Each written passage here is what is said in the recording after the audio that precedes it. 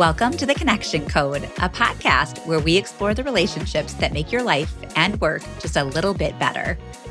Hi, I'm Jeana Anderson Cohen, and I've spent more than 13 years building a business that tricks adults into making friends called A Sweat Life. And I'm also building a social gathering and event space in New Buffalo, Michigan called Petite Acres. I really like friendship, gathering, and connection. Hi, I'm Rachel Gilman-Rischel. I run a PR firm called 3PR, focused on healthy food brands. And I also have a deep passion for introductions and putting people together.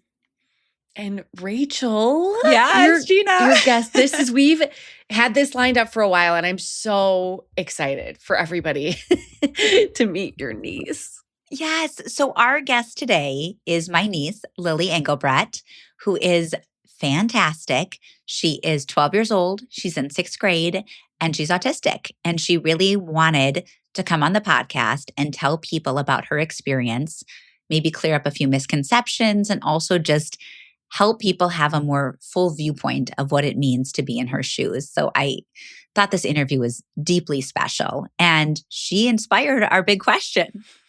So I'm going to start by asking you, since Lily goes into autism and connection and what's a little bit challenging, I wanted to know, have you ever had an experience where you've tried to connect with people in your life or vice versa, and there was a real barrier?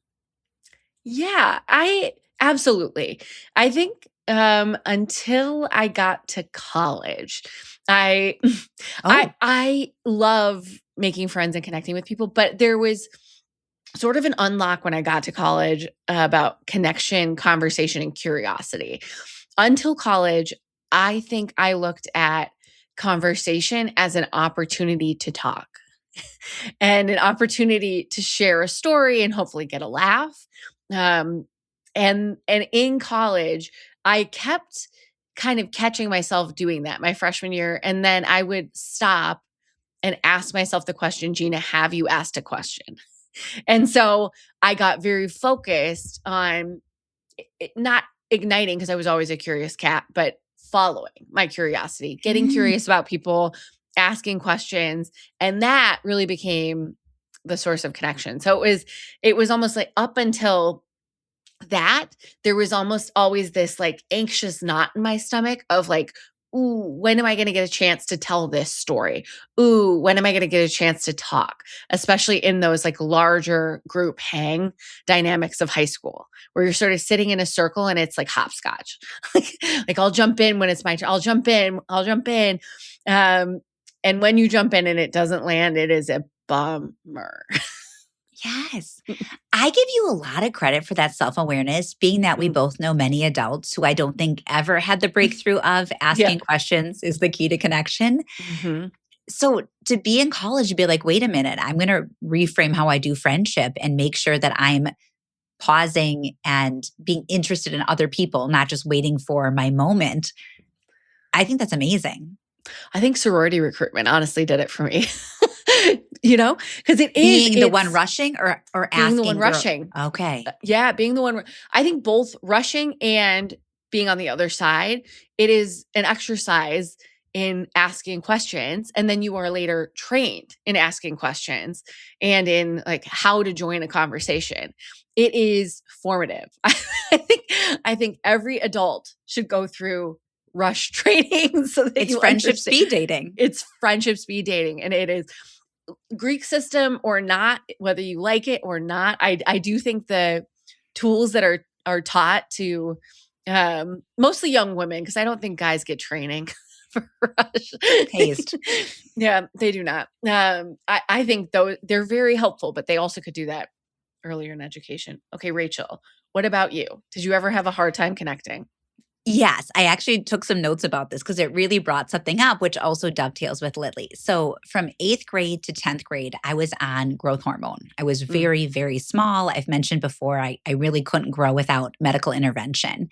And Lily, my niece who we interview, is now recently on growth hormone as well. So we share that experience. But what was really tricky is that I technically was the same age as my friends. And on the surface, we were both going to school and playing sports and hanging out. So it seemed like our lives should have parity. But I felt so disconnected because I could not fully fit in. I couldn't shop in the same section at the mall. I needed to be in the kids section and they were in the junior section. Mm, They were dating and I was just hearing the stories secondhand, but nobody wanted to date me at that point. I looked so young. And even people would just speak to me differently. I was just as bright and capable, but people treated me a little bit babyish and a little bit mm, younger because that's how I read. And mhm, I couldn't convey this to my friends because they were just having their typical teen experience. And unless you're in a body that doesn't match everybody else's, it's hard to relate. And it was really frustrating for me. mm, And eventually, luckily, the medicine worked and I caught up and I was able to skip ahead and sort of be with everybody else. But really, the experience never left me. It was formative, I mhm, think, maybe in a good way that I'm much more attuned to how important connection is. And if somebody's left out or isn't able to participate, that it can be such an isolating experience. mhm.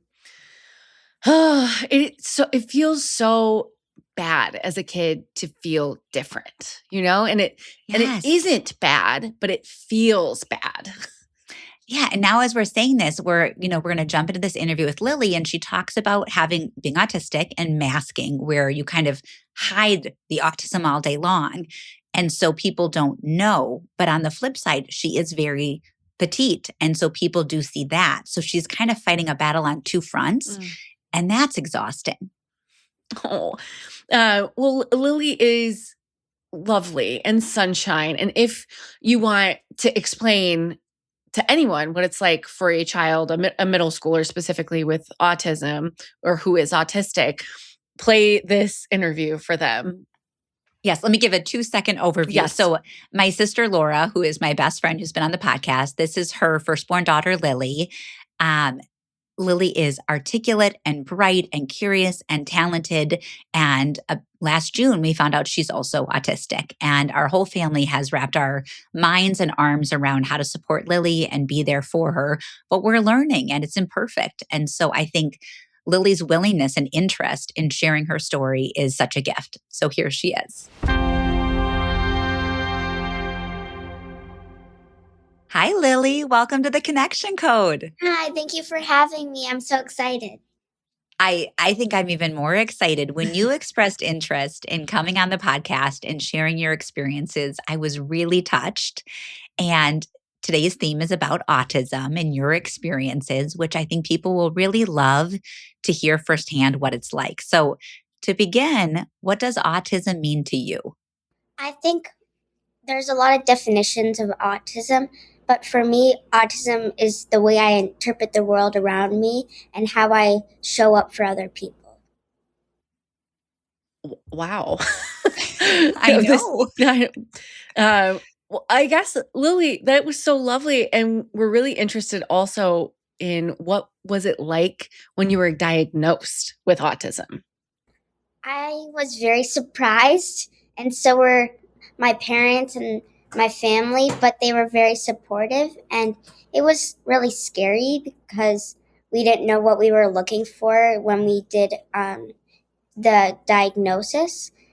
We were kind of looking for like ADHD or maybe OCD, but we never thought it would be autism. So it was kind of like unpredictable, and we didn't believe it was true at first because there's so many different ways and we didn't really know what like autism was. You know what, Lily? I want to ask another question about that because I think people are really confused. What are some of the ways you can determine if you have autism? Or for you, how does autism show up? Because I remember, a very big surprise in our family. Yeah, so there's different, I wouldn't say levels, but nobody's autism is the same.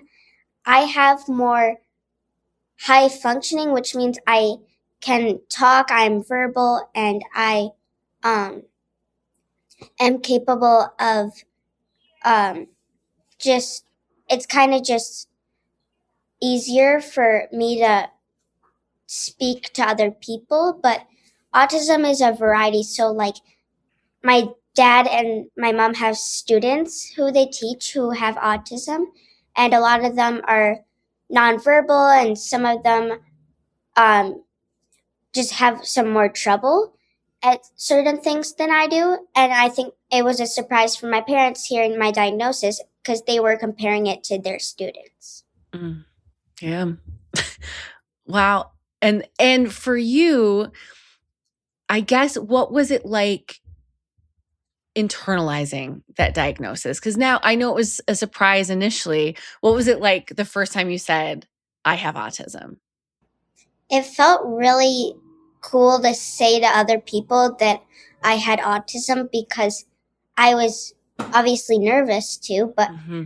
I think it sounds, I think, in my opinion, saying I am autistic makes me like, it sounds more like a trait than it actually sounds like almost like a disease I have or something like that. So Mm-hmm. I like to use autistic more than I have autism. Mm-hmm. That's important. Thank you for sharing that with me.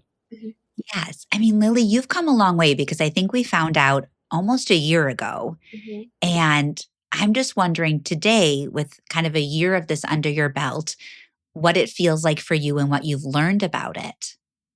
I've learned a lot. I have a lot of favorite autism advocates who are really good at sharing their stories as well and who are good at telling more people about it because I didn't really know about it at first.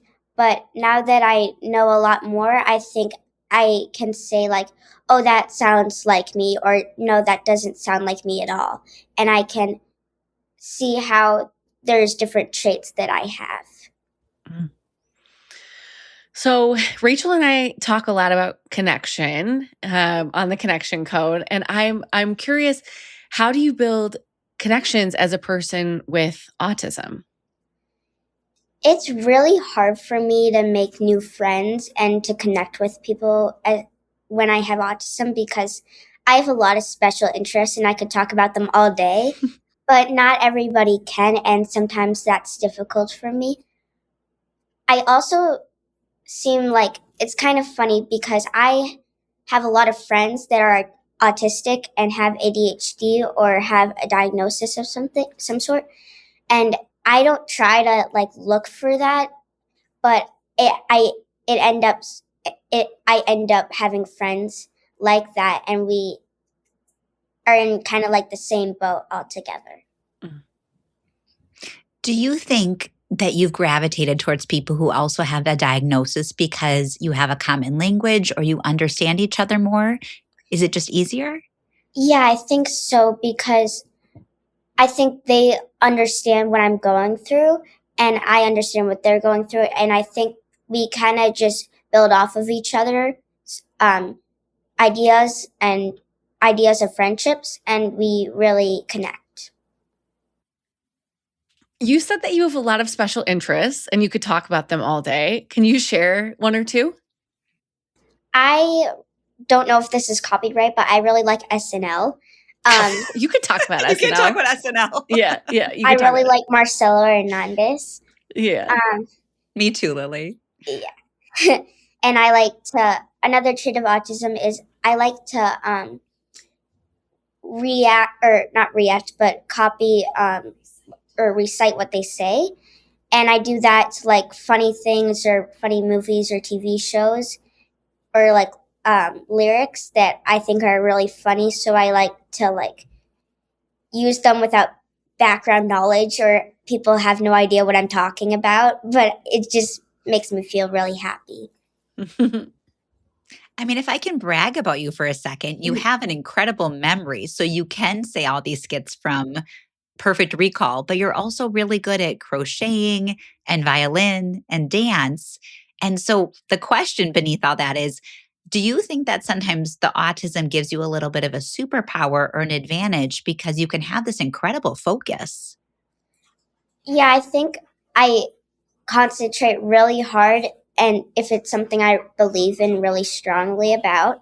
And I think that's not everybody. Everyone can like stuff and like a lot of things, or like me, I love certain things and I love them a lot.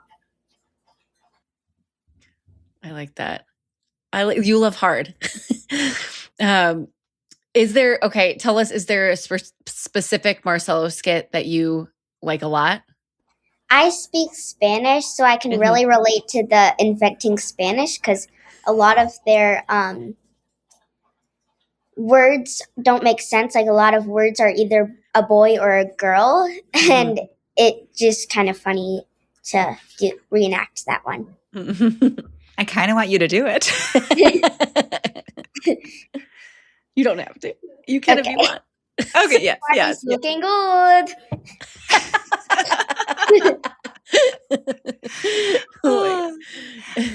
Lily, we talked about briefly the ways that it can be helpful because you can really, really dial in and lock into something. And I just watch you focus so hard. What are some things that are challenging with being autistic? Obviously, there are people in the world that are very supportive and acceptant about people with a diagnosis, but there are a lot of people in this world that don't have the background knowledge of autism and don't know what it's like, and they like how my parents kind of used their students as an example and like kind of related it to me. That's what a lot of people do without knowing it. It doesn't necessarily mean that they're a bad person. It just means that they don't know what it is. Mm-hmm. So they just don't understand. Yeah. Mm-hmm. And then do they treat you in a way that actually doesn't make a lot of sense because they haven't?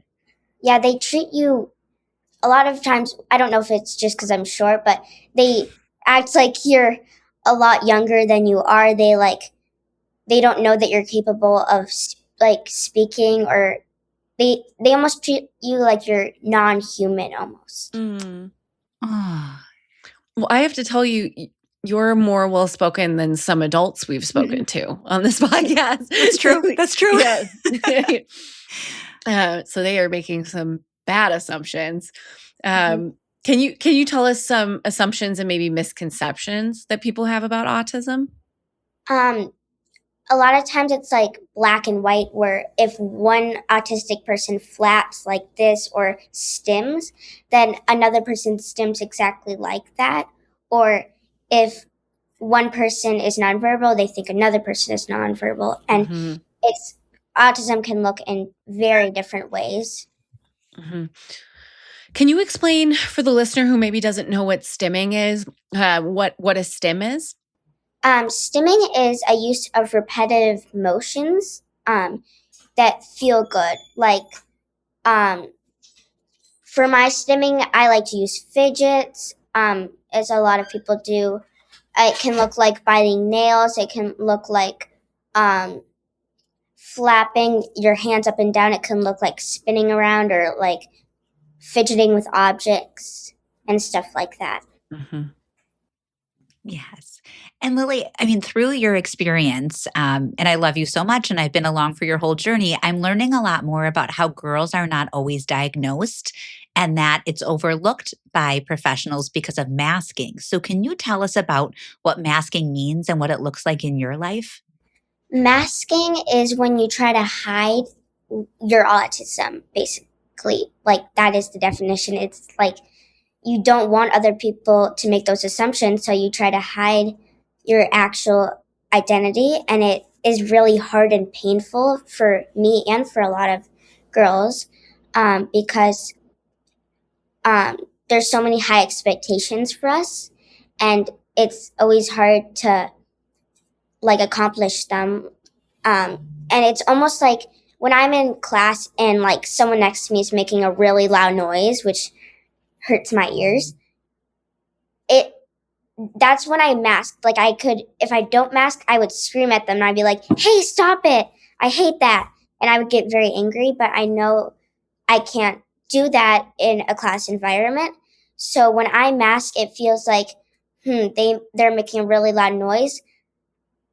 I can't let out my anger and frustration. It's almost like if you eat a spicy food and you don't have milk or water, it's stuck in your mouth and you can't like let it out or spit it out.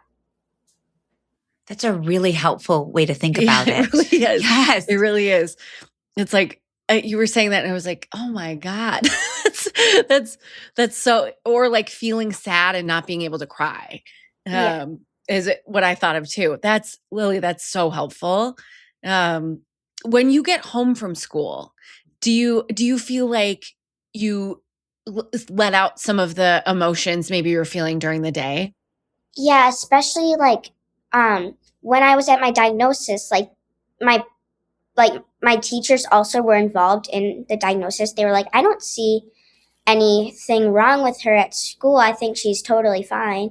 And when I come home, I let out all my anger and stress and sadness from the day, and it becomes a really severe tantrum. Mm, And that's what my parents were really confused about. And that was kind of what my autism looks like when I mask. mhm. Did it feel confusing to you? Sorry to interrupt you, Rachel. Yeah, it did. Cause I almost didn't, I didn't know what masking is and I didn't know I was doing it. And I knew I felt a lot of pain during the day to not let stuff out, but I Mhm, didn't know it was autism. mhm, Oh, Lily, I just am having so much empathy for you because I know there's been years where you would keep it together all day at school, be a good student, do all the things that were expected of you, be quote unquote a typical kid moving through the day. And then you would get home and it was like taking off a really heavy metal jacket that you did not want to be wearing. And it was like, ugh. And so I think maybe the gift of getting the diagnosis was finally understanding why these noises were bothering you or some of this pressure or just being in environments that were too stimulating. mhm. It's making me wonder for friends and family of somebody who has autism, what could we do better or how could we be more understanding? I think um, during the day, there's some special ed rooms, and I see some of the paras like trying to help their kids, and they don't understand what they're doing wrong. And I feel for the kids because I know what they're going through, and I know that like they feel kind of how I felt.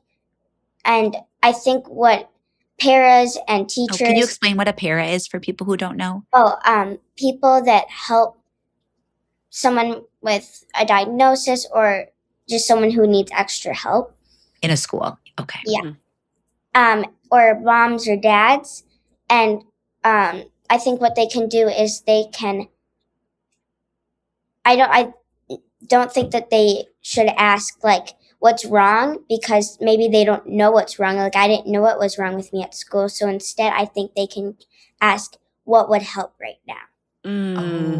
Oh, that's a life Yep. epiphany right there. Yeah. Yes. Because Sometimes it's hard to identify what's wrong. I think honestly, a lot of adults who maybe haven't experienced getting a diagnosis could benefit from others in their life, just simply asking them what would help right now instead of what's wrong. Because what's wrong? Leave me alone. you know? Yeah. Lily, what does help? What have you found to be good for you? And you've even walked me around your room and showed me some of the things. Yeah, during the winter, I one of the things is I don't like bright lights and I Mm, don't like dark lighting. I like like lights that feel like the sunshine almost or feel like mm, natural light, which a lot of schools don't have, which also makes me angry. But in my room I have a little happy light that is like a reflection of the sun kind of, which I use in my room, which is helpful. um, when it's noisy at school and I mask, I found that noise canceling headphones, they kind of don't cause a scene, but they're pretty noticeable. So I like to use like small earplugs. mhm, Um, and um, I also use fidgets, and I noticed that fidgets are very popular now, and that a lot of people don't care if you have a fidget in your mhm. hand. Yes. So, if you could redesign school to be more inclusive, what would you change? I would change basically the entire school. It's like a jail. Like I saw a video where they compare a school to a jail, and everything is very similar. Um, and There's no windows in Lily's classroom. She doesn't get to see windows. Are you serious? Nope. You like the sun. Yeah. It's like one of the reasons it was a big transition from elementary school to middle school was that there's no recess, there's no windows, and it's just like a downgrade completely. And at the elementary school, that like you said, that there were a lot of colorful stuff, and we're almost like the forgotten child. And especially with 7th grade coming, I've heard so many bad things about it. But I don't want to believe them because I heard so many rumors about 6th grade and how horrible that would be. But it wasn't as bad as I thought. But the teachers are very nice about letting us outside and experiencing sunlight. So that's very helpful and stuff. But if I could redesign the school, I think I would add like almost like a greenhouse where there's a ton of like lights and windows, and almost like a school system that works outside, or where students can still aren't on their iPads all day stuck in a dark room and can actually concentrate better. I like this vision. I do too. Well, Lily, I guess my final question is, if you could give a piece of advice or help people wrap their head around autism in a way they haven't already, knowing what you know now, what would you share? I think I know when I got the diagnosis, my parents would look up stuff and they would be stuck like, what is autism? And keep looking up more stuff about it, which I don't think was actually the most helpful thing, because nobody's autism is the same, like I said, and they can't put a definition around my diagnosis. But what they could do is they could go back and think like how I would act and maybe how they saw me as their daughter, and they could connect some stuff to the traits. So I think maybe instead of focusing on other kids that have autism or on other definitions, maybe to ask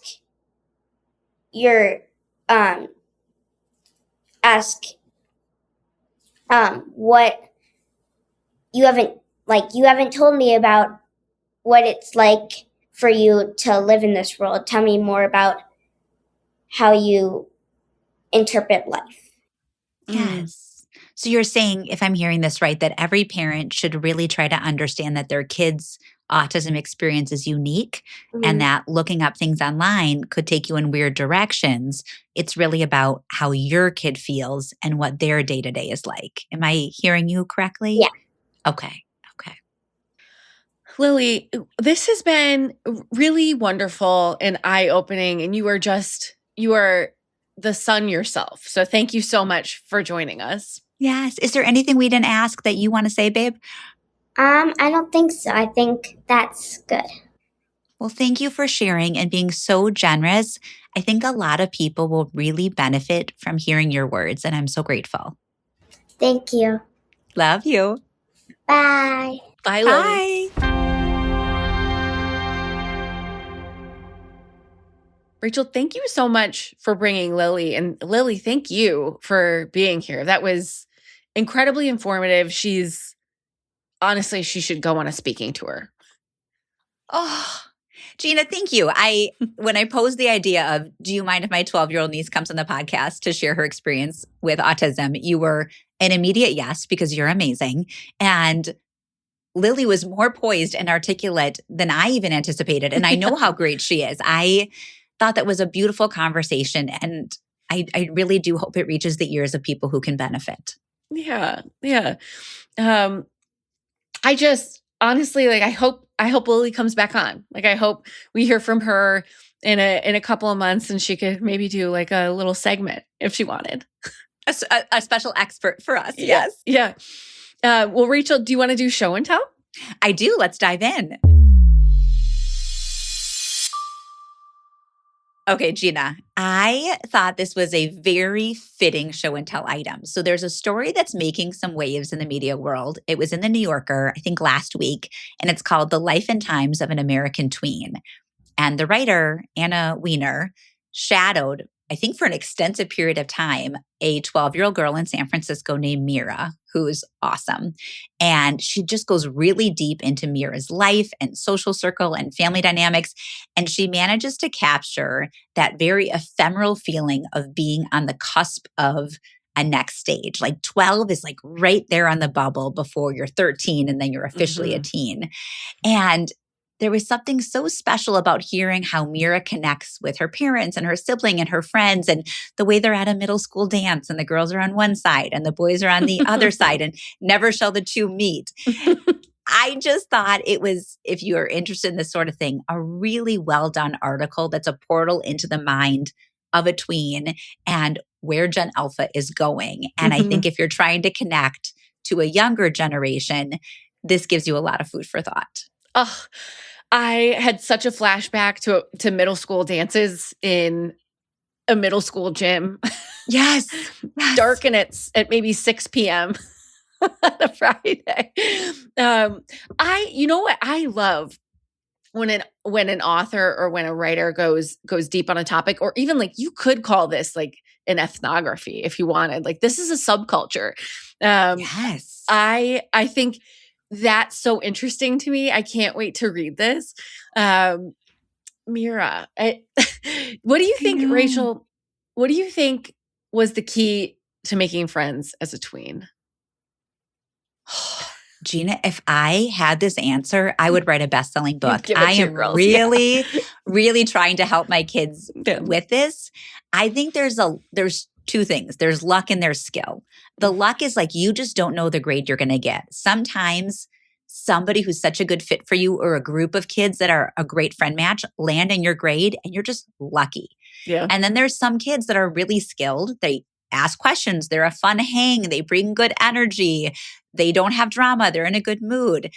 And if you can get the luck and skill to balance each other out, you're unstoppable. But sometimes you get a lousy grade. Sometimes your skill set needs a little bit of a boost. And so I think 6th, 7th, even 8th grade, honestly, just really hard years. And I commend everybody for going through them.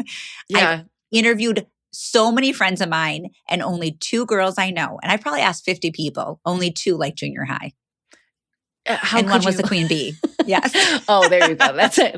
Yes. One was a boss. Yeah, one was a boss, one was a queen bee. I remember my best friend in middle school went to a different middle school, and she had a totally different experience of it. Because I remember just feeling like, do I need a bra? I'm not wearing makeup. You know, like all of these. Yes. Like, and she kissed a boy at a middle school dance. Like all of these things were happening for her, and I was like, what's wrong with me? I was just middle school. The other thing, every school's so different. So different. Yeah. Lily, don't worry. Yeah, Lily's going to be a fabulous adult, and she's pushing through. Yeah.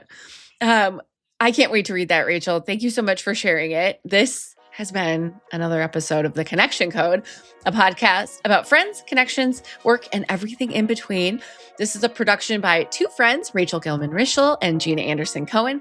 You can follow us on Instagram and on LinkedIn by looking for our full names. We love hearing from you, so please shoot us a message if you connected with this episode. Let us know, and we will share it with Lily if you want to send a message to her.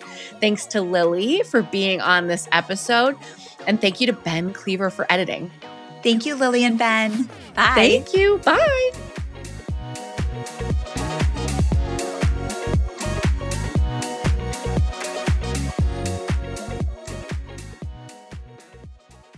Hi, I'm Sierra.